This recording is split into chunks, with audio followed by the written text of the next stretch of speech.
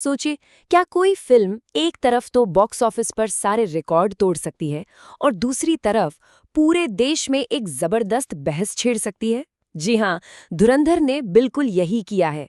तो आज हम बात करने वाले हैं उन असली कहानियों की जो इस फिल्म के पीछे छिपी हैं, और सच कहूं तो शायद फिल्म से भी कहीं ज्यादा ड्रामेटिक हैं। जरा इस नंबर पर नजर डालिए। 1637.56 करोड़ रुपए। ये सिर्फ एक आंकड़ा नहीं है, ये सबूत है कि धुरंधर कितनी बड़ी, कितनी जबरदस्त हिट साबित हुई है। और देखिए, यही वजह है कि ये सिर्फ एक फिल्म नहीं रही, ये एक कल्चरल फिनोमिनन बन चुकी है। एक ऐसी घटना जिसे चाहकर भी इग्नोर नहीं किया जा सकता।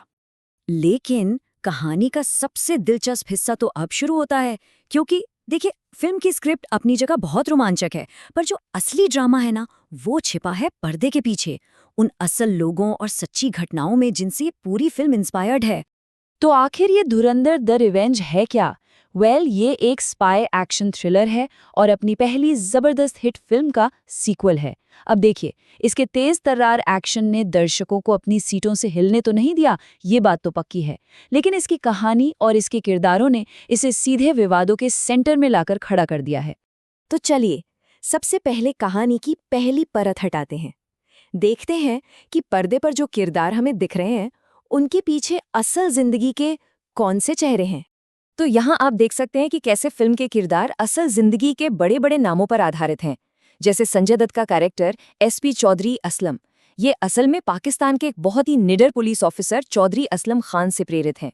दूसरी तरफ अर्जुन रामपाल का रोल मेजर इकबाल काफी हद तक आतंकवादी इलियस कश्मीरी की याद दिलाता है। आर माधवन जो अजय सान्याल बने हैं, उनका किरदार देखकर भारत के national security adviser Ajit Doval की याद आती है। और दाऊद इब्राहिम, खैर वो तो दाऊद इब्राहिम ही है। और सच और फिक्शन का यही जो मिक्सचर है ना, बस यही इस फिल्म के सारे विवाद की जड़ है। इसी एक चीज ने ऑडियंस और क्रिटिक्स दोनों को ही साफ साफ दो गुटों में बांट कर रख दिया है। तो सबसे बड़ा सवाल यही खड़ा होता है, एक सवाल जो फिल्म के रिलीज के दिन से ही हर कोई पूछ रहा है। आखिर ये फिल्म है क्या? एक पेट्रियाटिक थ्रिलर या फिर एक पॉलिटिकल प्रोपेगेंडा? एक तरफ कई बड़े क्रिटिक्स और पब्लिकेशंस हैं जिन्होंने इसे बिल्कुल साफ साफ पॉलिटिकल प्रोपेगेंडा का लेबल दिया है।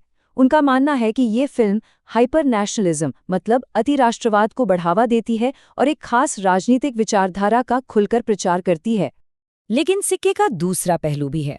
बहुत से दूसरे रिव्यूअर्स ने इसकी जमकर तारीफ की है और इसे हिम्मत, बदला और इंसाफ की एक बेहद पावरफुल कहानी बताया है।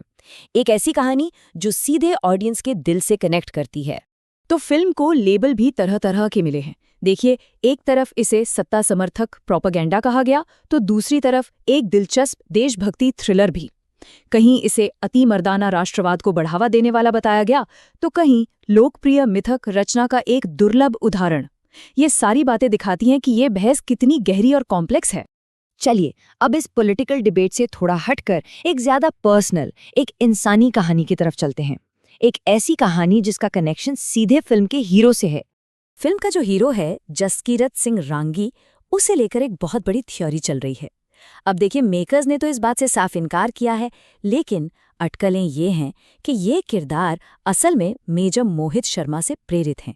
मेजर शर्मा जो भारतीय सेना के एक असली पैरा स्पेशल फोर्सेस ऑफिसर थे और आतंकवादियों के बीच अंडरकवर रहकर काम करते थे। और ये अटकलें क्यों हैं? इसका जवाब मेजर शर्मा की जिंदगी की कहानी में छिपा है। उनका करियर वाकई में बहादुरी की एक मिसाल था। 1995 में उन्होंने एनडीए ज्वाइन किया। 2003 तक वो एक ट्रेंड पैरा कमांडो बन गए।